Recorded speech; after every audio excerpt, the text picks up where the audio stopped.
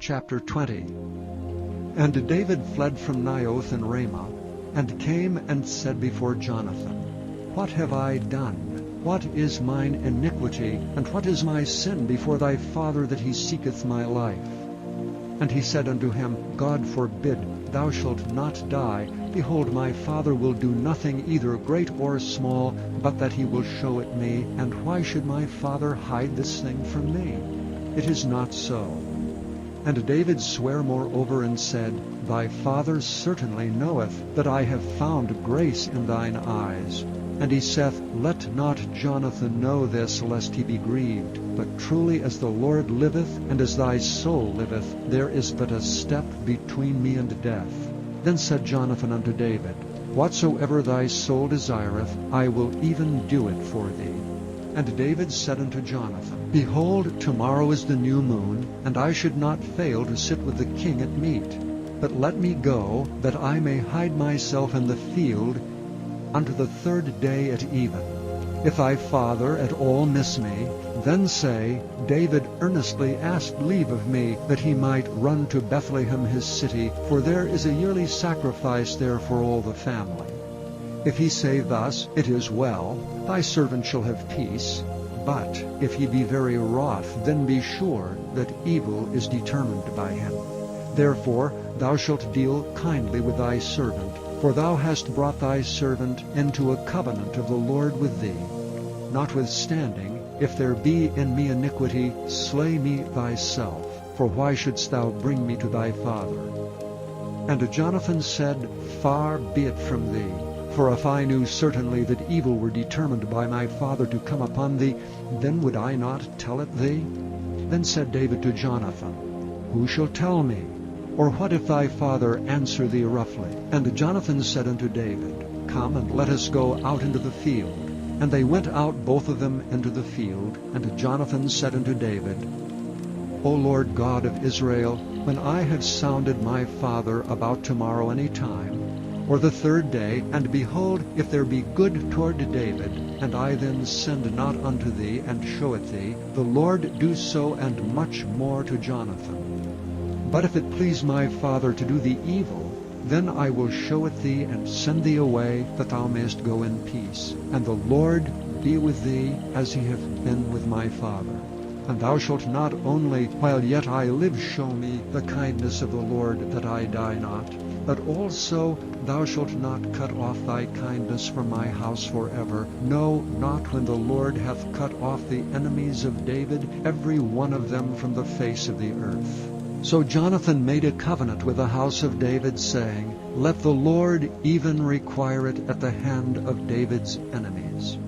And Jonathan caused David to swear again, because he loved him, for he loved him as he loved his own soul. Then Jonathan said to David, Tomorrow is the new moon, and thou shalt be missed, because thy seat will be empty.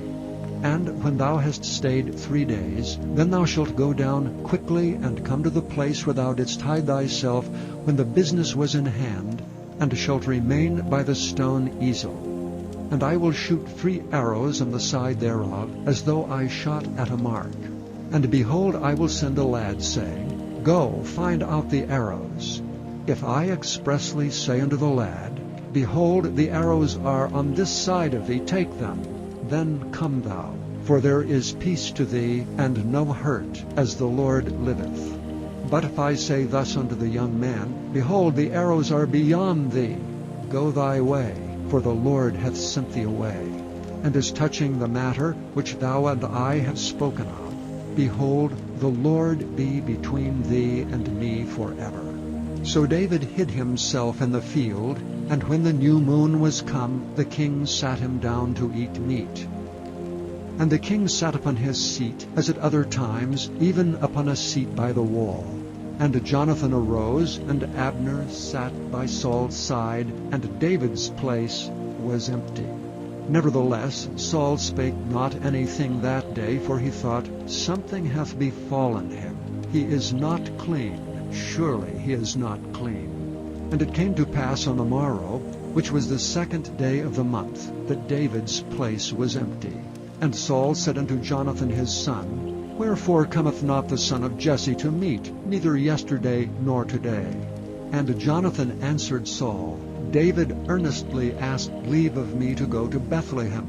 And he said, Let me go, I pray thee, for our family hath a sacrifice in the city, and my brother, he hath commanded me to be there.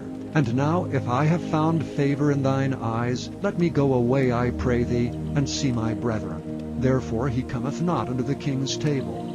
Then Saul's anger was kindled against Jonathan, and he said unto him, Thou son of the perverse rebellious woman, do not I know that thou hast chosen the son of Jesse to thine own confusion, and unto the confusion of thy mother's nakedness? For as long as the son of Jesse liveth upon the ground, thou shalt not be established, nor thy kingdom.